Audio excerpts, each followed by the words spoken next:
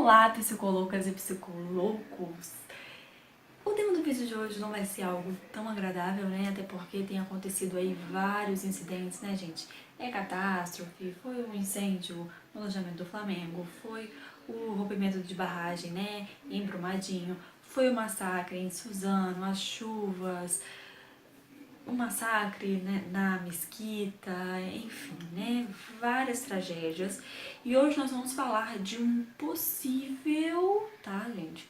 Assim, de algo que pode acontecer, né, com uma pessoa que vivenciou aquilo ou uma pessoa que está ligada, né, a outra que vivenciou aquilo, que é o transtorno de estresse pós-traumático.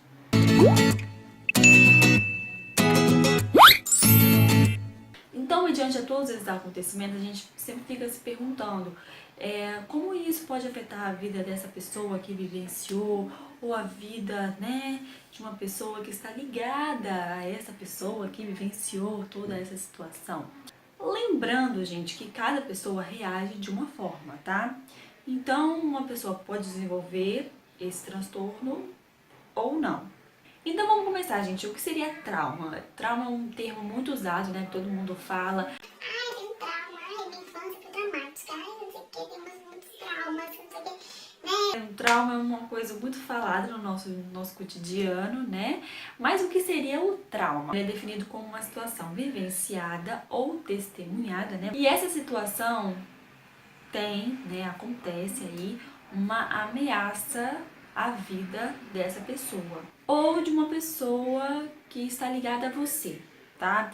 Então isso pode ser acidente de carro, situações violentas, um assalto, um sequestro, um rompimento de barragem, um massacre, né? Enfim, todas essas situações que eu disse, né, no começo do vídeo.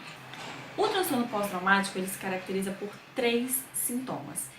É muito difícil, gente, por mais que seja uma coisa óbvia, né? Você passou por uma situação como essa, né? Ou alguém ligado a você passou por uma situação como essa.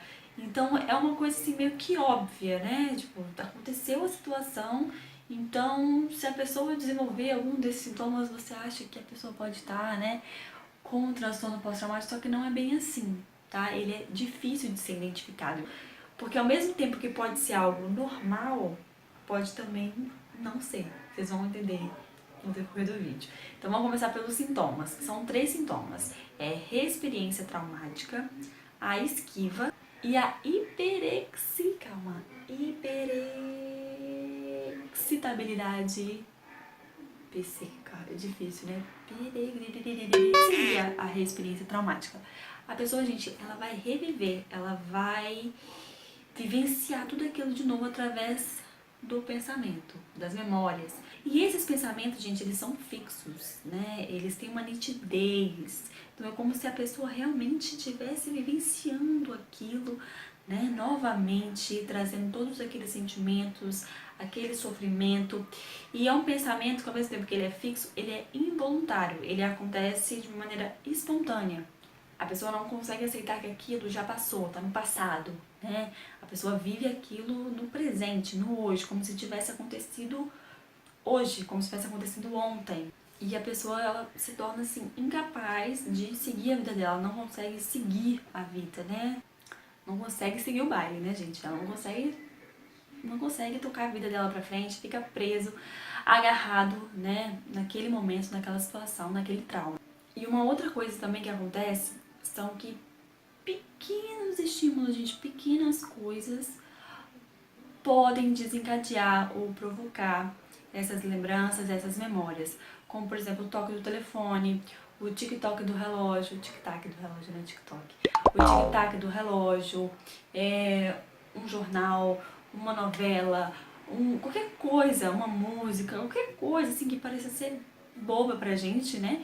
Pode desencadear essas memórias. E a reexperiência, ela também aparece através dos sonhos, né? É muito comum se a gente começar a observar os filmes, né, os seriados, a gente consegue observar bem, assim, esse tipo de reexperiência, porque geralmente é o que mais aparece, né, nos filmes. A pessoa tá dormindo e acaba sonhando com aquela situação, tendo um pesadelo e acorda assustado, né? E é muito nítido, assim, é como se realmente a pessoa se transportasse para aquela cena e vivesse aquilo tudo de novo. Tem um filme, gente, muito bom, chamado Sniper Americano. Assistam. O personagem, né, principal é um soldado que vai pra guerra e ele volta e ele desenvolve o transtorno, né, de estresse pós-traumático. E tem algumas cenas assim que a gente consegue ver bem claramente, tá, o transtorno. Ele, né, essas memórias sendo desencadeadas por pequenos estímulos, a gente consegue ver isso com bastante clareza. E esse flashback, gente, ele é determinante, ele é decisivo, tá, para o diagnóstico de transtorno pós-traumático. Porque, como eu falei, pode ser uma coisa comum, você passa por uma situação, é normal que quando você vai dormir, você sonhe com aquilo, é normal que você tenha medo de reviver aquilo de novo. Sabe, gente, são coisas normais, mas o que vai definir é a gravidade dessa reexperiência, é o tempo, né? Então, assim, se já tem bastante tempo que isso aconteceu e você ainda tá, né, nessa situação, você ainda tá tendo essas memórias bem nítidas, bem claras, como se você estivesse revivendo aquilo, então é uma coisa que você tem que parar. Opa, não, tem alguma coisa errada, né? Algo não está certo. A esquiva também, como eu falei, é algo normal, né? Então, assim, você passa por uma situação como essa, traumática, dolorosa, então você vai fazer o quê? Né? Vai tentar se esquivar. É como se fosse um mecanismo de defesa que a pessoa desenvolve, que pode ser, né, uma coisa bem sutil, como também pode ser algo bem agravante. Como, por exemplo, o fato de você não querer falar sobre aquela situação que você viveu, né? Ou você não querer voltar, né, naquele lugar, por exemplo, o massacre em Suzano, né? Então vamos supor, a criança ou o pai e a mãe não vai querer que a criança volte para aquela escola. Vestir um uniforme, gente, é uma coisa que desencadeia memórias, desencadeia lembrança. Então a pessoa começa mesmo a se esquivar.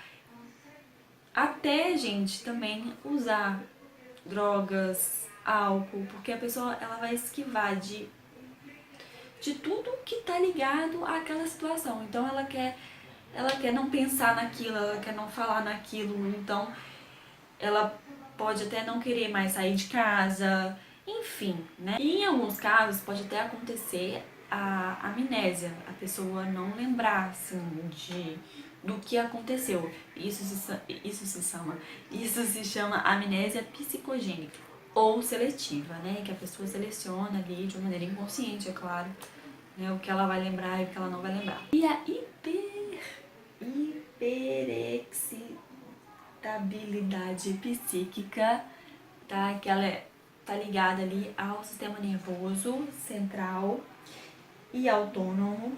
Então, ela tá ligada ali aos sintomas, né, gente, mais comuns e também menos específicos. Quando em contato com estímulos, né, do trauma ou do próprio trauma, a pessoa pode apresentar diversas reações, né, como peso no estômago, ansiedade, formigamento, sudorese, tontura, insônia, irritabilidade, explosividade, a hipervigilância também, né? A pessoa tá ali, tá sempre atenta. Por mais que ela esteja num ambiente seguro, né? Ela tá sempre atenta com medo daquilo voltar a acontecer. É como se ela estivesse o tempo todo ameaçada. Por isso, gente, que é tão importante o apoio do psicólogo nesse momento, né? Depois de passar por um trauma, uma situação difícil, tá? Exatamente para não piorar, entendeu? Não agravar ainda mais, porque você já passou por um momento difícil. Então, você tem que falar sobre aquilo, você tem que superar, né, aquilo. Por mais doloroso que seja, você tem que falar sobre aquilo. Senão, acaba virando como se fosse uma bola de neve, sabe, gente? E um assunto, gente, que acabou surgindo aí, né, no meio dessa fumaça, né, que foi os jogos de violência. Será que os jogos de violência, de tiro, influenciam a pessoa a sair matando na rua ou não. Gente, não tem nenhum estudo, não tem tem nada assim que comprove, que influencie.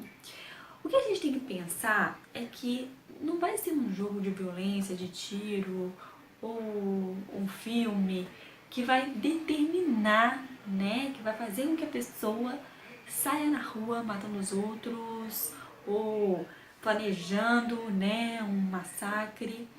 Não vai ser isso que vai definir. O que vai definir é a estrutura psíquica da pessoa.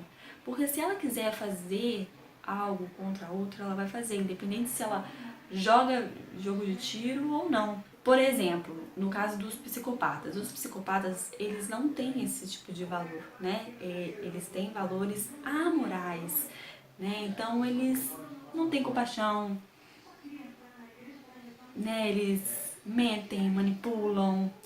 Eles não têm essa coisa assim de valorizar a vida do outro, de ter compaixão pela vida do outro, pelo sofrimento do outro. Então, para ele, matar é uma coisa muito simples, porque ele não tem compaixão. Agora, uma pessoa que tem valores morais e éticos, ela tem compaixão pela vida da outra pessoa.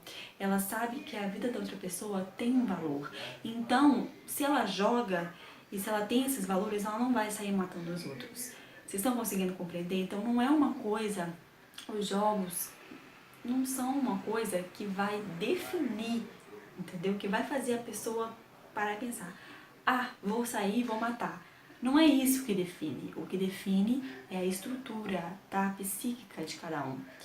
Então, se o psicopata, ele joga esse tipo de tiro, ou às vezes assiste um filme que tem uma história, né, de um massacre, por exemplo, pra ele pode influenciar. Tem até um filme, uma amiga minha falou de um filme que ela assistiu há um tempo atrás e ela falou que é igual ao massacre que teve em Suzano. Ela falou assim, esse menino, com certeza, esses dois meninos, com certeza assistiram esse filme, porque é igual, a história é igual.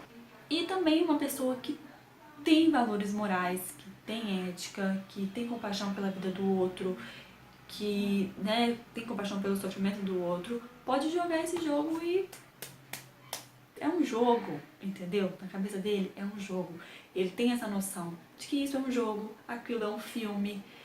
Vocês estão conseguindo compreender? Porque, gente, não é só o jogo, né? Como eu falei, o filme também dá muita ideia.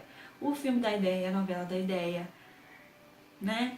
Então, o que define é a estrutura psíquica da pessoa. Se ela não tem esse tipo de valor, não tem compaixão, ela vai fazer, né? Independente se ela joga, se ela não joga, se ela assiste filme, se ela não assiste filme, enfim, né? Agora, se a pessoa tem esse tipo de valor, ela vai ter noção de que ela não pode sair na rua atirando, matando os outros, entendeu? Que aquilo ali é um jogo. Vocês conseguiram compreender? Eu espero que eu tenha sido clara, principalmente nessa questão que foi bastante polêmica, né? Tá todo mundo falando muito e tá gerando muitos memes também nas redes sociais, né?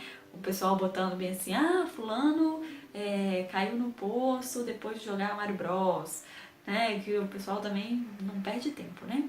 Mas é tipo isso, gente, a pessoa tem noção de que ela não pode fazer aquilo, porque aquilo ali é um jogo, aquilo ali é irreal, né? Ela sabe que ela também, como eu falei, ela tem dentro dela de que ela não pode atentar contra a vida das pessoas, que ela sabe que aquilo é errado. Além de saber que aquilo é errado, ela tem compaixão, ela sabe que a vida do outro tem valor, que ela não pode fazer isso.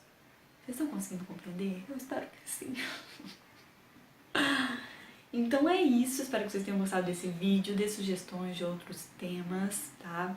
Esse tema é um tema pouco falado do transtorno pós-traumático e ao mesmo tempo que ele é pouco falado, ele é algo muito presente na nossa sociedade, né? Diante de todos esses acontecimentos, não só isso, mas questão de assalto, sequestro, né? Algo que pode desenvolver, então é algo muito comum e ao mesmo tempo pouco abordado. Então eu espero que vocês tenham gostado. E é isso, se inscreva no canal, ative o sininho para receber notificações de novos vídeos, dê seu like, compartilhe o vídeo, tá, gente? Para todo mundo aqui. E é isso. Que tenhamos paz, né, gente? Paz e amor. É isso.